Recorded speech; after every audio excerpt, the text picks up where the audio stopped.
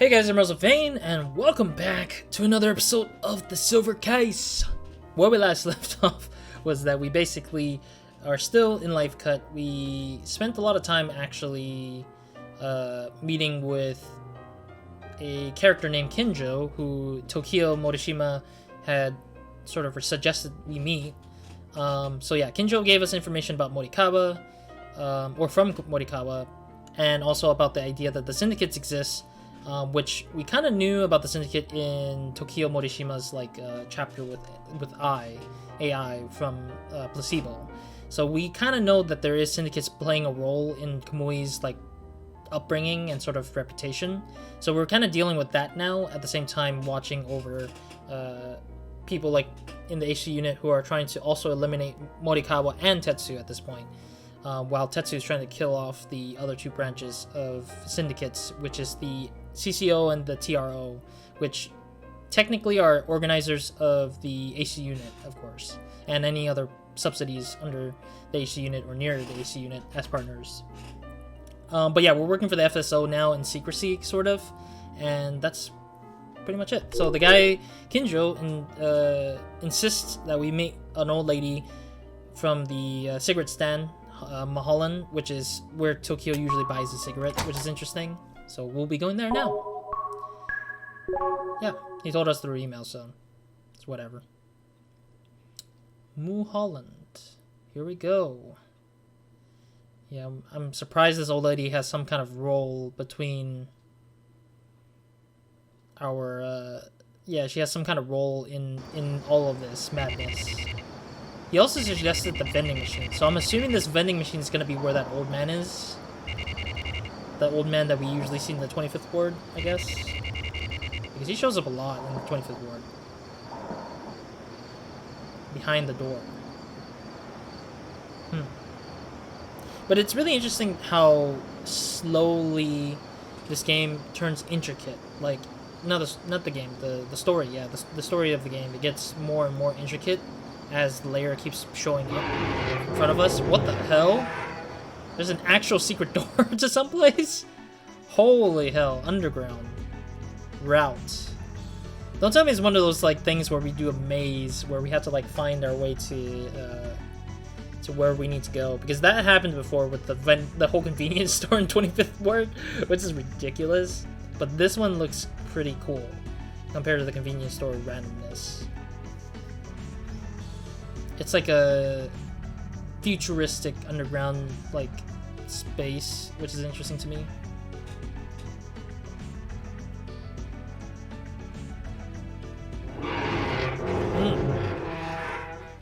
We're legitimately moving in the space ourselves. Okay, we can't really go back to the entrance. I'm assuming there's some kind of talking or something, or is this bringing in a slow-mo to where we need to go? Actually, this is where, in 25th Ward, there was something similar in this space. 25th Ward had something similar to this, where the character Jabroni, I can't remember his real name anymore, Jabroni literally walked through this exact same spot. And I'm surprised because he walked through this similar idea of in 25th Ward. So I'm curious if this is actually the same spot that was mentioned or used in the 25th Ward.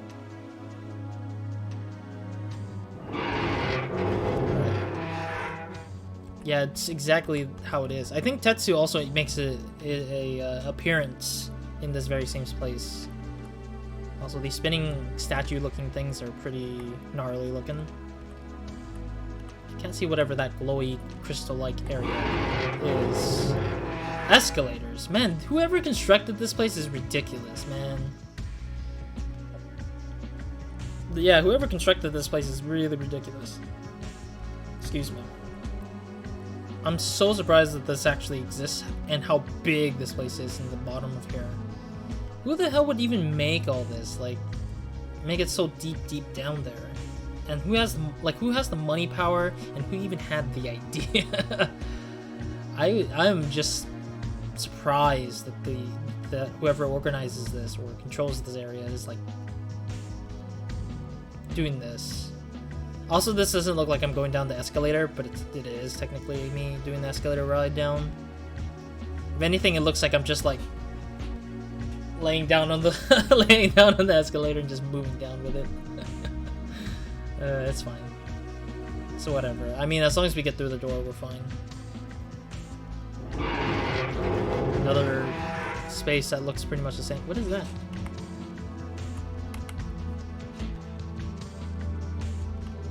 Okay, well, whatever it is. I realized I didn't check to see if there was any magazines, so I might have missed an opportunity to see if there was magazine in the first floor that looked similar. Oh, it's Tokyo. I think this is Morishima. Roz, you shouldn't go any further than this. It's a trap, and the risk is too great. I'll go back. This can't go on any further. From here on out, it's a different world. Our kind of common sense will be of no use here. There. It's a strange place. Their mental state is unstable. Probably from Kamui's influence. The guy with the glasses. What the hell was his name? Oh, Morikawa. I just got a notebook from him. Seems like it's an important notebook. If I get a chance, I'll show it to you. In the meantime, well, it seems I know too damn much. It's a long road ahead. Roz, don't die out there. Wait, so Morishima, Tokyo, is actually standing right here waiting for us, I guess? Or was he trying to head out as soon as we headed in? Don't tell me Nuts... Oh god, don't tell me Natsumi's in down here. Yeah, I'm thinking that we're reliving the memories that we've seen in the past game, or in the past part of the game, like the early parts of the game. There's Ayame. The kids from Mikumo 77. I'm glad that they're actually showing some stuff. Sumio showing some stuff while we're walking towards the hallway instead of just leaving it as a boring hallway walking thing. I mean, it's not... I understand that it's trying to build tension somewhat, but it's not interesting because you're walking through the same hallways over and over again so far. Okay, there's nothing on the ground. Yeah, nothing on the ground. Let's keep moving. Yeah, I have to like make a quick look at the ground or else I'm gonna forget it. I hope it's not another of these things where like Tetsu shows up in the bottom of the floors and just like saying like some weird stuff and then moving on, having us move on, because it's so ridiculous. But I'm hoping to see what Tokyo Morishima went through in the span of Life Cut, because the Life Cut had a lot of things going on, and I feel like Tokyo went through a lot during that time. Because after his chapter with Tokyo's chapter with it seems like a lot of things went down that really just sped up his sort of like process of dealing with this whole information about Kamui and maybe even the syndicates as well.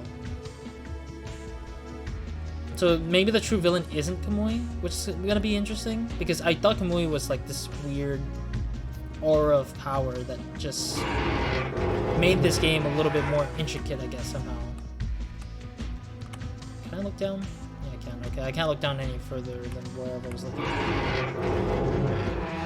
But yeah, otherwise I think that it's interesting to see that kind of thing. Hachisuka, yeah. It's interesting to see that the Syndicate is maybe the main villain here. The kid, Koichi, I think. Tomo, old man from the Kamui drone. Neutral. Why is Neutral's face? Also, why is those characters? And this is Naka, I'm guessing. Like, one of these characters, certain characters are showing up. Morikawa, like our character did not meet them before, but Tetsu, Kusabi. It's just like we haven't met Old Man or Neutral before in person, so I don't get how that relates to us. But oh, we're now in a different spot. Ooh, it's a subway train station. Thanatos. Ooh, that is a nice name for a platform area. Excuse me? Wait, we're just immediately going to that door? Morikawa. That's pretty deep. During the redevelopment 20 years ago, there was something made in top secret. Oh, Roz, we made it here in one piece. This will be our last meeting. From now on, the war is on. And I really wanted to get my last will and testament out. Tetsu and Chizuru are both gone. Roz, you're the only one left. Will you hear me out? I mean, sure. As long as you don't... As long as you can say the word before the train comes at and hit one of us. I feel like the train's gonna hit one of us, isn't it? Listen, Roz. You have to find Kamui.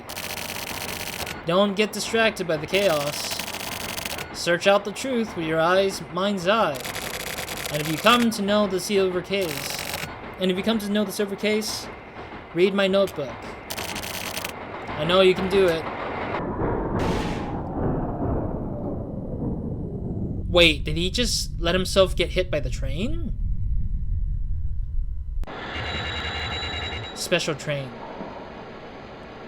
I'm so confused, Nezu 4. I'm so confused. Morikawa just committed suicide, didn't he? Wait, why is my heart beating? We just have like a... Oh, yeah, he did let himself get hit by the train. Yeah, he did get hit by the train. Holy hell. Tetsu? With a gun? What is he doing? What is Tetsu doing? Also, why did... I'm confused. Why did we see that from the other way? Okay, let me see. Is there anything down here? Making sure we don't miss out a comic book or anything. Making sure we don't miss the comic book. Okay. That scared the hell out of me, though. Seriously. Man, that sucks that Morikawa committed suicide. Like, why did Morikawa did that? Like, I don't get it. Why would he do that kind of thing? It just pisses me off that that's what's happening. And the train's gonna get moving. Man, the sound is, like, very intense to me. Here we go. The last part of Life Cut, I bet. Considering that we're gonna be seeing why Tetsu's here with a gun.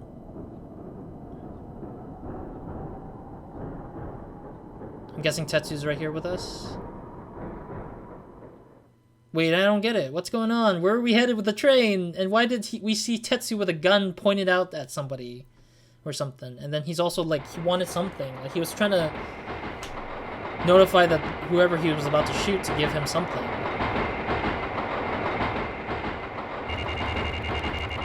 Underdeveloped area. Hachisuka Park. That's an interesting name. So are we headed out to meet with Tetsu, who's probably putting his gun towards Hachisuka? There's a building from afar. You know what? This area, or this little transition of us being on the train and looking out into the building, the tower from afar, is beautiful. Even if it's simplistic as hell, it looks cool. Like, aesthetically, it looks interestingly cool. Which I never thought about thinking about when I saw that. Train dog. Transmitter. Oh, transmitter. We're here. We're now here to the point where transmitter exists. Placebo is the name of the cigarette, so I'm kind of surprised that they use those words as names of some sort. Okay, here we go. There's trains coming. And I'm guessing we're going to be rotating with the train somewhere. Excuse me? Game?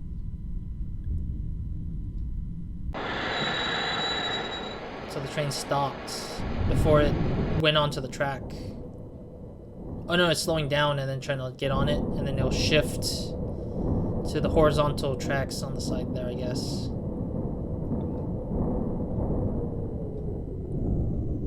Very cool visuals, even if it's very very simplistic. I feel like it's, of course, you know, a little bit ahead of its time with the whole animation thing, a little bit over a little bit ahead of its time, over the time where it was released. Like, it was released in 1999, I think, or 1998 or 2000 or something like that. Yeah, this game is really old, so it's like, it makes sense that seeing these 3D things are a little dated, but it's still something interesting, I think. Wait, what? Oh. Okay, I guess. But it's interesting too as well that they're showing us the transition of the train getting to the location we're going with it. Because it doesn't explain where we're headed and why we're headed there. It just mentions like how things are coming down to a certain point soon.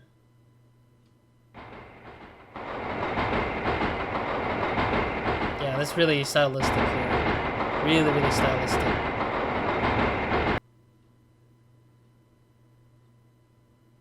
It's just the camera zooming in. It's like an anime or a TV show thing where it's just like zoom ins onto the things we're seeing.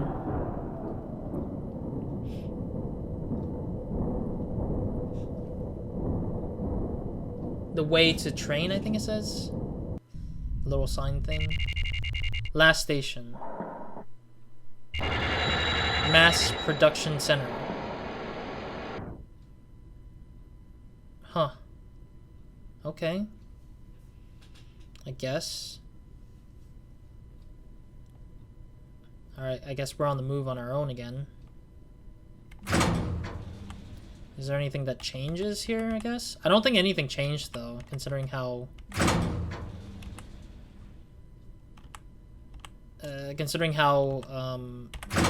how very little spaces there are in here. Oh! It's just a room? Wait, why is our heart beating? Hachisuka? Oh, don't make such a strange face. Why am I here? I bet you're surprised, right? I'm here to get rid of the humans that are in the way. Roz, are you going to get in my way? If so, I guess I'll have to get rid of you. But killing humans who don't die isn't much fun. You know what I mean, right? You don't understand. It's fine, don't worry about it. Anyway, have you seen Kusabi? I have to kill that guy. I thought I saw him on the train earlier, so I guess I was going to ambush him here, but... then I would have shot you, Roz. That was very dangerous. Are you here to turn people into murderers? What am I saying? We're already murderers, aren't we? But I really did love Morikawa. Go ahead. Shoot. Wait. What? That's not me. That's Natsumi. Oh god, Hachisuka's crying. She got shot and she's crying. I came after you because I was worried. Let's go, Roz. What? Natsumi just out of nowhere shoots Hachisuka before we get an answer from Hachisuka, I guess. I'm confused. What the hell? Well, I guess it makes sense because Hachisuka would have probably committed suicide after killing both Morikawa on her own and Tetsu. I think that she would have killed herself after that, or admit any death further, because she did love Morikawa, I feel like. Munakata. Everybody has like a similar name. Morishima, Morikawa, Munakata. It's like, why do you guys have similar names? Change a little bit at least. Like, I don't know, Kenichi or something. Kinjo's like at least is different, you know? Or maybe, what letter is not being used a lot? B, I guess? Letter B doesn't get used a lot, so maybe Benzo, I guess? Benzo could have been an interesting name. But I guess it's old school, so they try to find interesting names that are probably closely similar. I guess they're probably similar for a reason. I just don't know yet why. Alright, we still got time. Oh, what's this now? You're called on by such an unusual person. The situation must have taken a turn for the better. I'd be happy if it were some reward or something, but anyway, how goes it? Mad nobleman Morichika Nakata. Damn it, I messed up the way he said that. Madman, nobleman Morichika Nakatagawa of the Frontier faction. Oh, Naka's actually part of the Frontier faction? You know your stuff. That'll shorten your lifespan, you know. Once you know too much, well, knowing a lot is how I pay the rent. Besides, people are the ones who feed off of affairs, scandals, and rumors, no matter their age or sex. I'm not wrong, am I? You're not even close to being useful.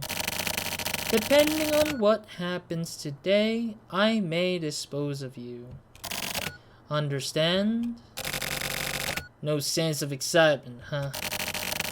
You tell me that from the get-go, then it's just no fun, is it? I've never been one for melodrama. Let's just hurry this up. Talk or die. Pick one. You're TRO, right? Was I? Maybe. Wait a second. Just kidding. Where did Kusabi and the rest go? I know you know. I think they went to your guy's hideout. That familiar place where 20 years were spent in silence.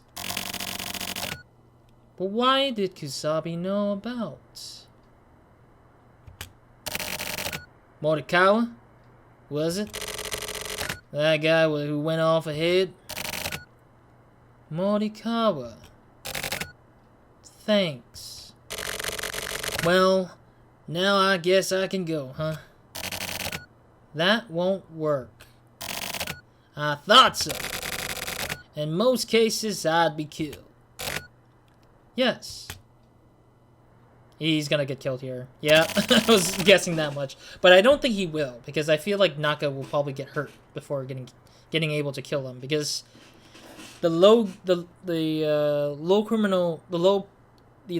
criminal tried to kill him last time, so I'm assuming he has some kind of a special like thing going on that he has like able to that makes Murakata much more able to kill faster or dodge things quickly to take out people, because literally the other guy was holding the gun point blank as well, so I'm assuming there's something different about Munakata.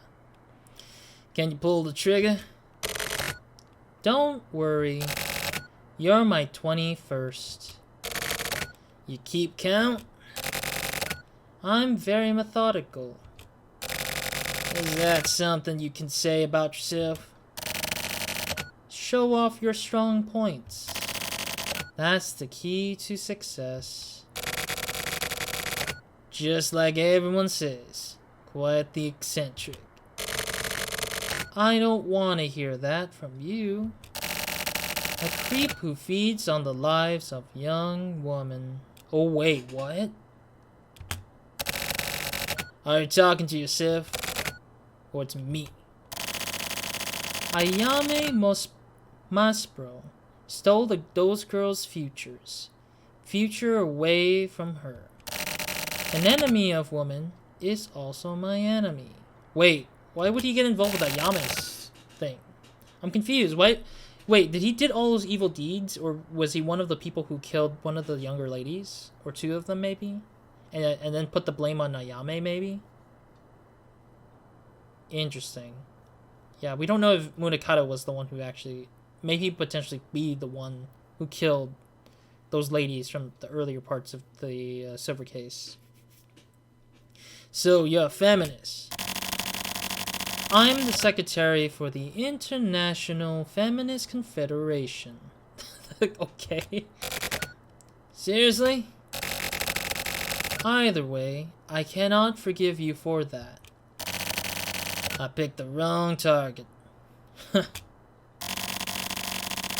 In this case, there is no TRO, CCO, or FSO. There was no border between adversaries and allies 20 years ago. You could call it an illusion. Things like factions have no specific shape. You just buy a person's will with money. The revolutionary patriots that came before us are just old men now. These old men just feed on empty theories. We're losing pieces to this game. And that is why we should take away their wealth. What are you saying? That there was a traitor? That's why Ayame knew. You still don't get it. There are no traitors. Then Ayame Mass Pro, codename Elbow. What? That's the worst name ever. Codename. I saw the draft and I signed it. Oh. Oh my god. Naka, you're the one behind all this mess with Kamui? It can't be. I told you before, you're quite slow on the uptake, aren't you? There is no TRO, no CCO, and no FSO. From the very beginning, there were no factions. It's all part of one big group. If you hadn't planned Project Elbow, then there would have been nothing to carry out. And that is what pisses me off. You were behind it all. Me? I'm just another pawn. Someone else is at the top. Then, who is it? I'm tired of talking. Do you have any last words? I was Kamui's... What? He just pulls out a gun. One of them's gonna have to die. Who's this? I don't even know who said this. Okay, I'm just gonna pretend like it's... I'm just gonna read like normal because I don't know who actually lived under that shot. It's too late. Oh, this Kusabi. Oh, yeah, see, I was right. See, I knew something's up. I knew Naka would not survive that fight because Muna seems like a pretty tough son of a gun. Like, he's really good at what he does, which is elimination, I bet. You're too late. That's what I'm gonna reword that with his voice. Is all this idiot's story true? Chief? Oh, he's the chief to Tetsu. Most of it, probably. These people only know your face and the leader's face. They're just fine without knowing who is pulling all the strings. But in the file, the tech faction, the civic faction. Don't fall for what you see in a file. Formal records and official announcements, they're all big one trick. They're all one big trick. Forgeries and fake evidence are par for the course. So now what? Now what? These guys are just... they're worker bees. The type of people that can't continue living without someone to fight against. Chief, what do we do next? We're going after the silver case, right? No one cares for your opinion on this. So don't do anything stupid. Oh wait, no, this is not... oh, this is not, Tetsu. I thought it was Tetsu all this time. Okay, sorry. Let me handle it. Next is Kusabi, right? Right? He's connected to the silver case. Oh, no, this is the guy who, was newly acquired for the AC unit, I think. Yeah, because it looks like him. It looks like that dude that, Naka assigned to hunt down the other people and stuff. Alright, I'll read it off like normal, like what he would sound like, I guess. He's connected to the silver case, isn't he? Who else is there? Shut up, kid. Wait, what? He killed him too? What the fudge? I'm so confused. Why is Munakata such a weirdo by killing all these folks? What did he do? What is he doing? They're not even... Oh, maybe because they're too much of a eyesore for him. But at the same time, I think he... Yeah, I don't know. I'm so confused on who got killed. I can't tell who got killed. Tetsu, I'm leaving it up to you. I see. So Tetsu's pretty much the one who's going to be dealing with this madness. So everyone is dead besides Tetsu, me, Natsumi, Sakura, and potentially the fourth dude, the other dude, the newbie. But I don't know if the newbie got killed. I don't know if that was the newbie that got killed with Naka, because I feel like Naka dying is pretty much understandable because Naka was working for the side of the wrong people. And we're out of time, I believe. Yeah, we're a little bit... You know what? I'm going to get into it a little bit more just to see how it goes, because I kind of want to see what truly aspires after this. Let's move in. Alright, let me talk to Sakura before we move forward. Let's move in. Okay, so it's the same thing. Got it. Alright, let's go. So we're at the hideout that supposedly housed the three factions, or two factions. 20 years ago, human testing projects took place in the shelter environment here. The government created the new International Environment Agency as a scapegoat. One part of that generation raised the flag to the cultivation of the new human. The International Environment Agency, to most, they seem to be working for the protection of nature and the environment. But they were also working to improve the human condition. That is to say, they wanted to improve the lives of those living in the wards. But below the surface, they were removing ward residents who were deemed unsuitable. Oh. So kind of like a way to make the strongest humans out of this whole society, in a sense. That's crazy, though, that they've been hiding that for so long. After checking for ward residents with a high propensity of criminal behavior, they would turn these people into data, search them out, and slowly take them over. This unbelievable plan was executed over the course for 20 years. Those living within the 24 wards right now are its most suitable residents, and the instrument necessary to the prevention of crime in the 24 wards is the Heinous Crimes Unit. You were a member. The Special Forces unit my father supervised was another part.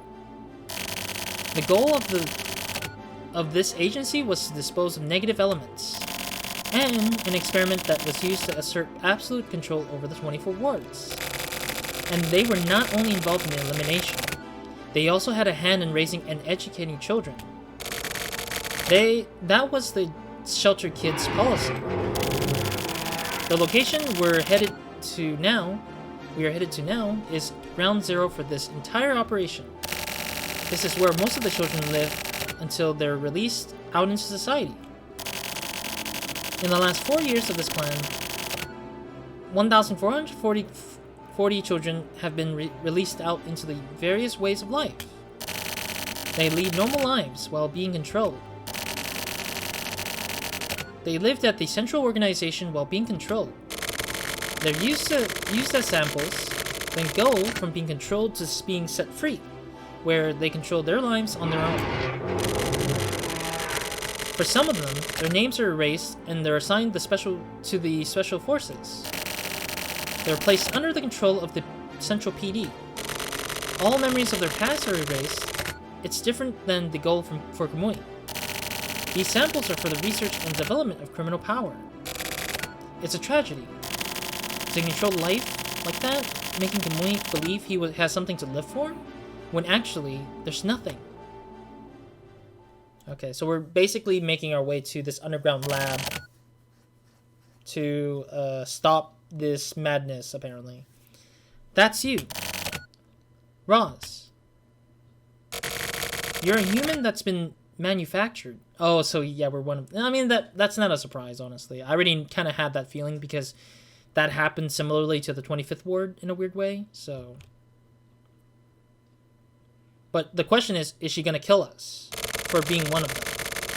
Or are we going to be just informed and we get to decide to how we handle things, I guess, on our own accord? Kamui doesn't exist within the realities of the residents. He is a manufactured human, like yourself. To be more precise, you are Kamui too. The stock for Kamui are the shelter kids. Even if Kamui is destroyed, Kamui's life isn't over. There are plenty left to inherit in his legacy. Even if all the stock is destroyed, Kamui won't disappear. If the next generation of stock is born, then Kamui will be reborn. And not only Kamui. There is another policy in effect. Kamui is the male stock unit. There is a female unit that exists as well. Ayame Maspuro. That's right. The Ayame serial murder that confined Kamui is Ayame. That girl is a sample Ayame. There is stock of 1,440 girls. The 3 women she killed were also Ayame. Ooh. Yeah, that makes sense, I guess. The Chizuru who I killed was also Ayame. She was a sacrifice of her father, Mayor Hachisuka. Oh, don't tell me that the father sacrificed his own daughter just to turn her into Ayame. What the fudge? And was the first subject of this experiment. And I, too, am also Ayame. Another copy of Ayame. Dear God, no. Why is everything so bad already? Everybody's... So this is the underground lab, I'm guessing. And we need to destroy this underground lab. Shelter Plaza. Bowling. So this place is called Bowling. That is a really cool camera shot for this thing. This is our hometown. We don't have memories of this place, but we spent about 4 years living here. 4 years after you guys were sent out as the Kamui generation. The Ayame generation was sent in here. My father told me I will likely be killed by someone raised here. Ah, I see. It seems my father wanted to be killed by Ayame. And so that's how things became what they are. The top of this shelter is a TV tower. It overlooks all of the 24 wards. It's a tough tower. The only ones with all the power created it as a symbol of control. If you open that path, then this shelter is the key. It's like a video game, you know? We are in a video game, dang it. In some ways, it does resemble a game. By bearing the responsibility for such an unnatural upbringing, that itself becomes a game. From here on, please continue alone. Kamui. Wait, why am I Kamui? Why am I turning into Kamui now? I hate that they're turning us into Kamui because they reveal the truth that we are one of the kids that belongs to Kamui, I guess, or has the DNA of Kamui. The DNA and the mindset of Kamui. Alright, I'm gonna have to end it here for now, because I am out of time, but I wanted to extend the episode because I want to see what would be the thing we'll see in the next episode, further on here.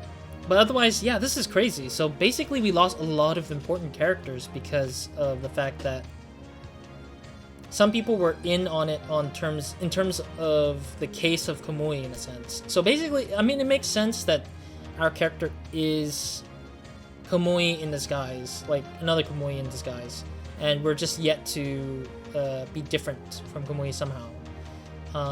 And I'm not surprised that that's the case with this whole game so far, is that Kamui and Ayame are the central pieces of everybody's like DNA, or everybody's like sort of like perfectionist, or the perfected human being kind of characters. But I mean, it's interesting to see that the whole thing is coming down really slowly and really quickly now to kind of reveal to us what we truly are and who we are. But I'm surprised Tokyo Morishima didn't really recognize us as the other Kamui, another Kamui, but I feel like he knows inherently, but he just didn't want us to die because he felt that we as a character would be important somehow because of the fact that we have some sort of control over ourselves, I guess. Yeah, I mean, it's interesting, it's really cool, but at the same time I'm kind of curious what's going to happen next, because Hachisuka's dead. Morikawa's dead. Naka's dead. Our old chief boss dead. I think the new guy who was with Natsumi when he came into the HC unit is dead. I think he is dead. And now it's just me, Natsumi, and of course Kusabi. And Kusabi might be getting involved here too, because he might try to kill us, or he's gonna be in here with us trying to fight out whatever, whoever is in control in this place. And of course we got Kinjo, who is also getting involved here somehow, but we don't know what Kinjo's role is yet, besides knowing that he is sided with Morikawa somehow. Anyways, otherwise, this is it for the episode. A lot of reveals, literally, so far. We're not in the end yet, but we're closing in on the end ever so slightly. We still got 4 more chapters, of course, with the series, but of course that will come in time if they show up when we finish this part, of course. Anyways, otherwise, that's it for this episode, and yeah, see you guys in the next one. Roz, out.